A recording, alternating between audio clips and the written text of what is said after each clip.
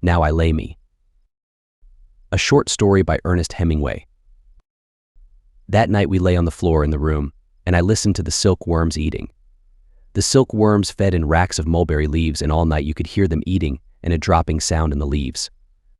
I myself did not want to sleep, because I had been living for a long time with the knowledge that if I ever shut my eyes in the dark and let myself go, my soul would go out of my body. I had been that way for a long time, ever since I had been blown up at night and felt it go out of me and go off and then come back. I tried never to think about it, but it had started to go since. In the nights, just at the moment of going off to sleep, and I could only stop it by a very great effort. So while now I am fairly sure that it would not really have gone out, yet then that summer I was unwilling to make the experiment. I had different ways of occupying myself while I lay awake. I would think of a trout stream I had fished along when I was a boy and fish its whole length very carefully in my mind, fishing very carefully under all the logs, all the turns of the bank, the deep holes and the clear shallow stretches, sometimes catching trout and sometimes losing them. I would stop fishing at noon to eat my lunch, sometimes on a log over the stream, sometimes on a high bank under a tree, and I always ate my lunch very slowly and watched the stream below me while I ate. Often I ran out of bait because I would take only 10 worms with me in a tobacco tin when I started.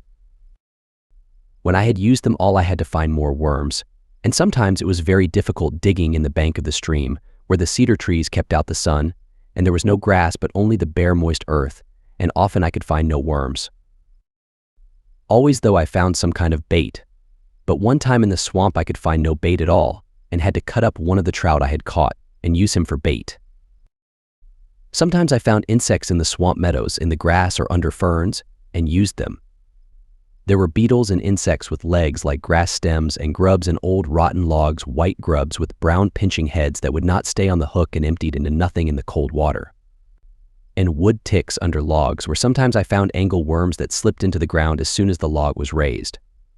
Once I used a salamander from under an old log. The salamander was very small and neat and agile and a lovely color. He had tiny feet that tried to hold on to the hook, and after that one time I never used a salamander, although I found them very often. Nor did I use crickets, because of the way they acted about the hook.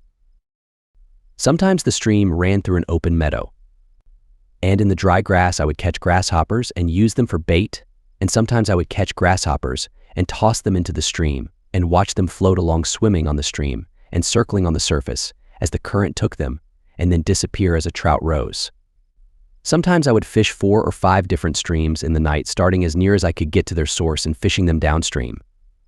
When I had finished too quickly and the time did not go, I would fish the stream over again, starting where it emptied into the lake and fishing back upstream, trying for all the trout I had missed coming down. Some nights, too, I made up streams, and some of them were very exciting, and it was like being awake and dreaming. Some of those streams I still remember and think that I have fished in them, and they are confused with streams I really know. I gave them all names and went to them on the train, and sometimes walked for miles to get to them.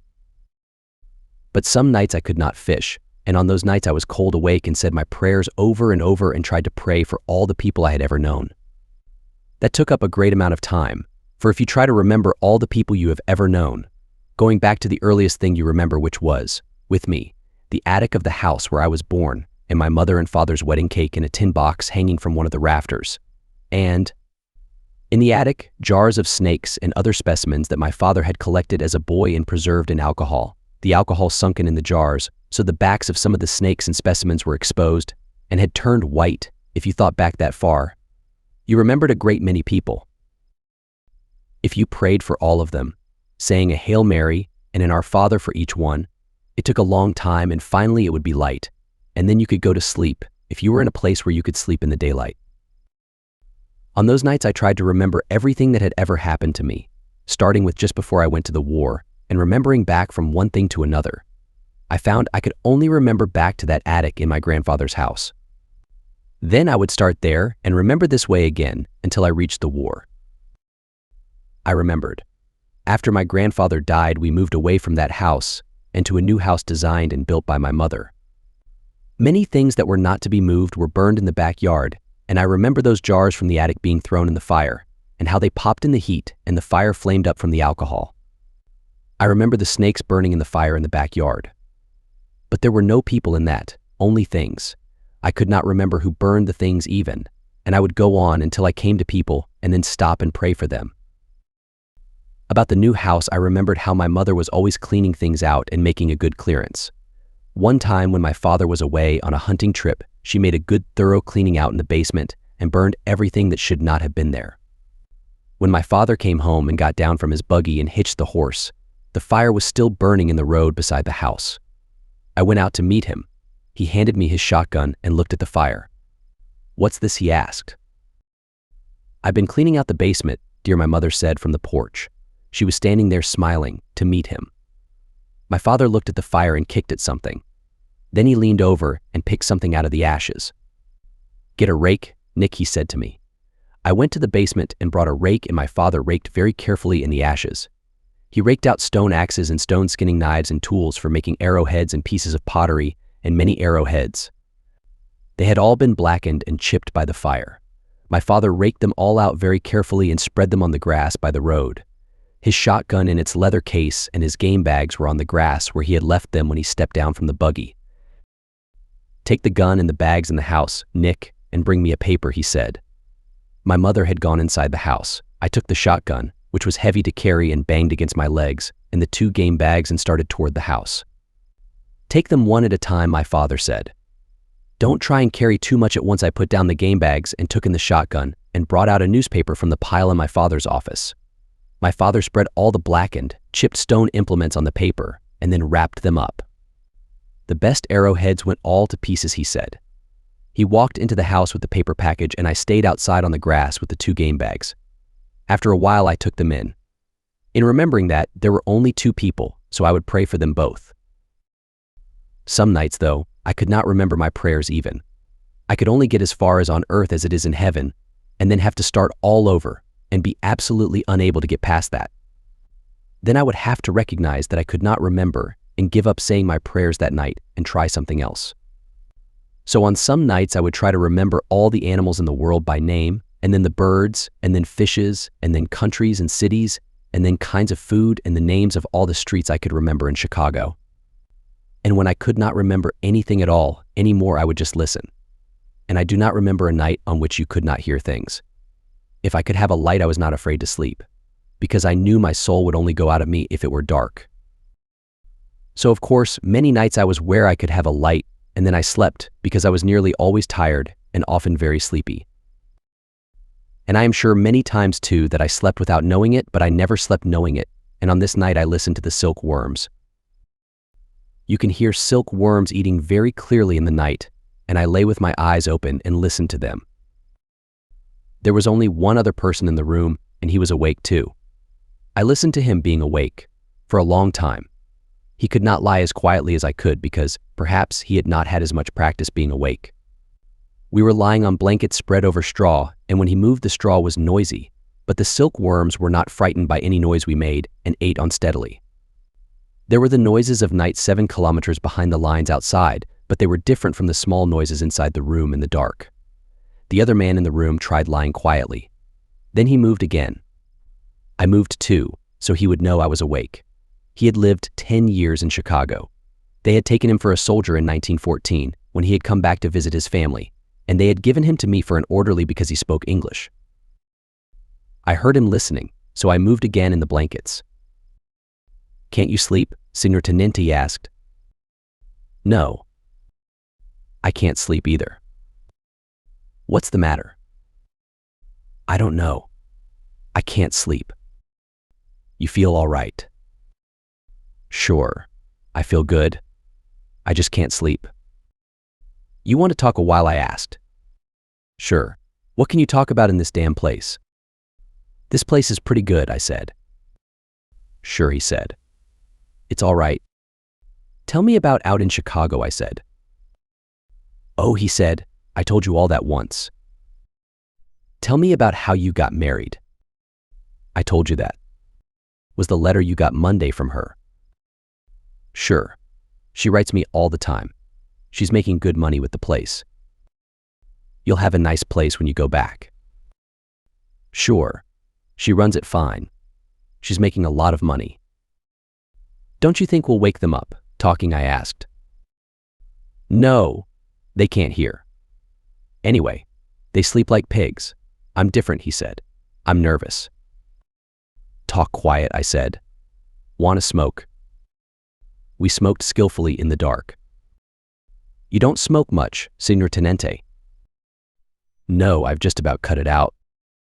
Well, he said, it don't do you any good, and I suppose you get so you don't miss it. Did you ever hear a blind man won't smoke because he can't see the smoke come out? I don't believe it. I think it's all bull, myself, he said. I just heard it somewhere. You know how you hear things. We were both quiet and I listened to the silkworms. You hear those damn silkworms, he asked. You can hear them chew. It's funny, I said. Say, Signor Tenente, is there something really the matter that you can't sleep? I never see you sleep. You haven't slept nights ever since I've been with you. I don't know, John, I said. I got in pretty bad shape along early last spring and at night it bothers me. Just like I am, he said. I shouldn't have ever got in this war. I'm too nervous. Maybe it will get better. Say, Signor Tenente, what did you get in this war for, anyway? I don't know, John. I wanted to, then. Wanted to, he said. That's a hell of a reason. We oughtn't to talk out loud, I said. They sleep just like pigs, he said. They can't understand the English language anyway. They don't know a damn thing. What are you going to do when it's over and we go back to the States? I'll get a job on a paper. In Chicago. Maybe. Do you ever read what this fellow Brisbane writes? My wife cuts it out for me and sends it to me. Sure. Did you ever meet him? No, but I've seen him. I'd like to meet that fellow. He's a fine writer. My wife don't read English, but she takes the paper, just like when I was home, and she cuts out the editorials and the sport page and sends them to me. How are your kids? They're fine. One of the girls is in the 4th grade now. You know, Signor Tenente, if I didn't have the kids, I wouldn't be your orderly now. They'd have made me stay in the line all the time. I'm glad you've got them. So am I. They're fine kids, but I want a boy. 3 girls and no boy. That's a hell of a note. Why don't you try and go to sleep? No, I can't sleep now. I'm wide awake now, Signor Tenente. Say, I'm worried about you not sleeping, though. It'll be all right, John. Imagine a young fellow like you not to sleep. I'll get all right. It just takes a while. You got to get all right. A man can't get along that don't sleep. Do you worry about anything? You got anything on your mind? No, John, I don't think so. You ought to get married, Signor Tenente. Then you wouldn't worry. I don't know. You ought to get married. Why don't you pick out some nice Italian girl with plenty of money? You could get anyone you want. You're young and you got good decorations and you look nice. You've been wounded a couple of times. I can't talk the language well enough. You talk it fine. To hell with talking the language. You don't have to talk to them. Marry them. I'll think about it. You know some girls, don't you? Sure. Well, you marry the one with the most money. Over here, the way they're brought up, they'll all make you a good wife. I'll think about it. Don't think about it, Signor Tenente. Do it. All right. A man ought to be married. You'll never regret it. Every man ought to be married. All right, I said. Let's try and sleep a while. All right, Signor Tenente. I'll try it again. But you remember what I said. I'll remember it, I said. Now let's sleep a while, John. All right, he said. I hope you sleep, Signor Tenente.